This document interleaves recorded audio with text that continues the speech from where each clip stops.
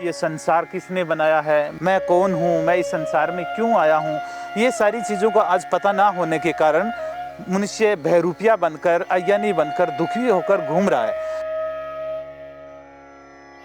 नमस्कार, मैं हूं प्रेरणा जोशी। माना कि इस भागदौड़ भरी जिंदगी में लोगों को बिल्कुल भी शांति नहीं है।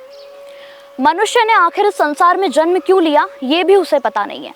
सब लोग बस भागदौड़ में लगे हुए हैं। इसी भागदौड़ भरी जिंदगी के बीच आज मैं आपको जिन्होंने विश्व को शांति की ओर ले जाने का बीड़ा उठाया है। हमारे साथ है परम गुरु राधेश्याम जी।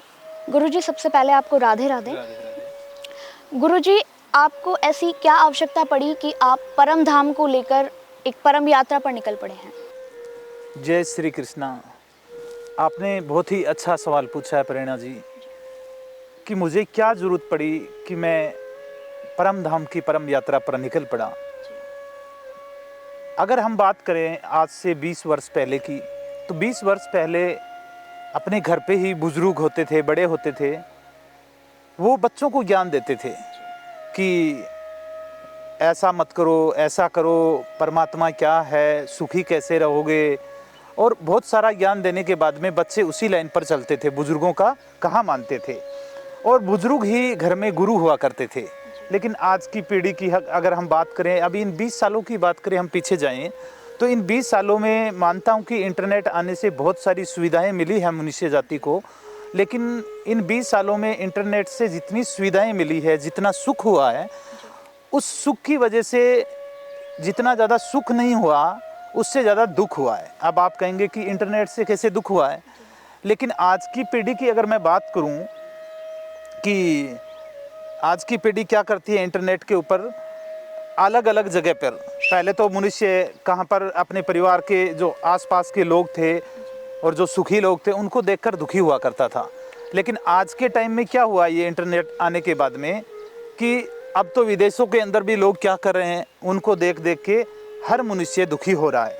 और इंटरनेट के अंदर देख देख के अब जो पहले बड़े बुजुर्ग थे, उनकी बातें सुनते थे, वो बातें सब छोड़ चुके हैं और सारे दिन मोबाइल के ऊपर बच्चे लगे रहते हैं। आज का युवा है वो भी 24 घंटे मोबाइल के ऊपर रहता है।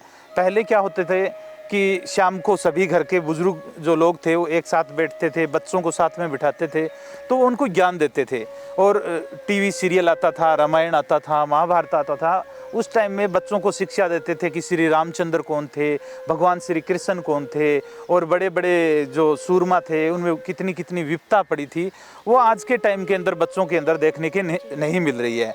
और वो आज के बच्चे की बात करूं, जैसे 7 साल के, 8 साल के जो बच्चे हैं, वो मोबाइल में घुसे रहते हैं, गेम खेलते रहते हैं। और उनके पिताजी की उम्र की बात करूं, जो 7 साल के, 8 साल के जो बच्चे हैं, उनके जो माता पिता है, उनकी उम्र 25 साल, 30 साल की एज है आज के टाइम में। तो वो आज युवा है, और युवा आज कितना भटक गया। आपको पता है कि सारे युवा आज फिल्मी बन के घूम रहे हैं, उनको पता नहीं है कि ये संसार किसने बनाया है, मैं कौन हूँ, मैं इस संसार में क्यों आया हूँ। ये सारी चीज़ों का आज पता ना होने के कारण मनुष्य बहरूपिया बनकर, अज्ञानी बनकर, दुखी होकर घूम रहा है। तो अब जो 8-10 साल के जो बच्चे हैं, ये जब आने वाले 20 साल बाद में युवा होंगे, तो ये अपने बच्चों को क्या दे पाएंगे? क्योंकि आज का युवा ही अगर बच्चों को ज्ञान देगा, तो ही आगे की पीढ़ी को, जो अभी बच्चे हैं वो जब युवा होंगे, तो ये अध्यात्म का ज्ञान आगे से आगे कन्वर्ट होता रहेगा। तो पीछे की अगर हम पीढ़ियों की बात करें, लाखों वर्ष से जो हमारे बुजुर्ग थे, तो वो अपनी पीढ़ियों को ज्ञान देते आए हैं। लेकिन इन 20 सालों के अंदर मनुष्य इतना भटक गया, युवा इतना भटक गया है कि उसको पता ही नहीं है कि उसने अपने बच्चों को रोबोट बना दिया है। ठीक है, ये पढ़ो, कुछ बन के दिखाओ, कुछ करके दिखाओ। लेकिन पहले क्या करते थे बुजुर्ग, कि चद्दर जितनी लंबी है उतने ही पैर को लंबा किया जाए। ठीक है, और अगर उतना ही पैर को लंबा करोगे तो सुखी रहोगे, और सुख ही, शांति में ही सुख है।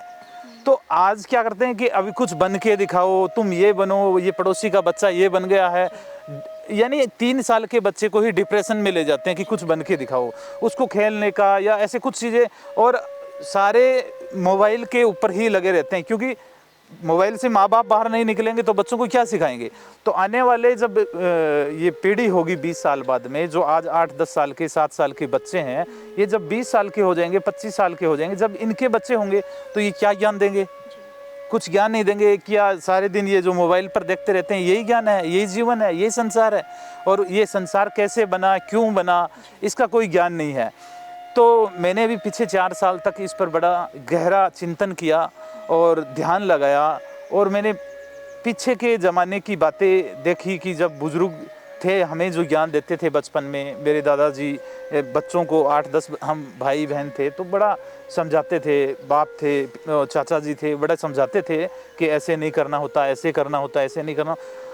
आज के बच्चों को ये समझाने वाला कोई नहीं है। तो मैंने सोचा कि ऐसे तो ये पीढ़ी, आने वाली जो पीढ़ी है मानव जाति है, ये गर्त में चली जाएगी, और अगर इनको ज्ञान नहीं होगा तो ये रोबोट बन के, एक बहरूपिया बन के घूमेंगे। इनको पता ही नहीं कि संसार क्या है, क्यों है, मैं कौन हूँ, ये संसार किसने बनाया। तो इसलिए मैंने एक बीड़ा उठाया। परम प्रभु भगवान ने मेरे को एक रास्ता दिखाया कि आने वाली पीढ़ियों को इस गर्त से बचाया जाए, इस ज्ञान से बचाया जाए और इस दुख से बचाया जाए। इसलिए मैंने परम धाम की परम यात्रा की शुरुआत की है, और मैं अपनी यात्रा पर निकल चुका हूँ, और इस प्रचार को आगे से आगे हम लेके जाएंगे। अभी पिछले 4 साल में श्रीमद् भगवत गीता के ऊपर भी मैंने काम किया है, और श्रीमद् भगवत गीता भी आज के युग के अंदर आज की पीढ़ी को कैसे समझ में आए, आज की लैंग्वेज में कैसे समझा सकते हैं, वो भी हमने लिखा है अच्छे से। बाकी 8-10 ग्रंथ और भी लिखे गए हैं, तो उसके ऊपर काम किया है, और परम धाम की शुरुआत हो रही है। तो हम लोगों के बीच में इंटरनेट के माध्यम से और टीवी के ऊपर आते रहेंगे, और हमारे हर जगह मेडिटेशन भी जो सेंटर है वो भी शुरू होने जा रहे हैं। तो हम हर जगह आने वाली पीढ़ी को एक ट्रैक पर लेके आएंगे कि वो भी आने वाले टाइम में अपने बच्चों को अध्यात्म का ज्ञान दे सके और शांति से रह सके। इसी के साथ में मैंने परम धाम की शुरुआत की है। जय श्री कृष्णा। परम गुरु राधेश्याम जी से जुड़ी ऐसी ही जन कल्याणकारी वीडियो को देखने के लिए हमारे चैनल को सब्सक्राइब कीजिए, फॉलो कीजिए, लाइक कीजिए, और मानव जाति के कल्याण के लिए इस वीडियो को ज्यादा से ज्यादा शेयर कीजिए।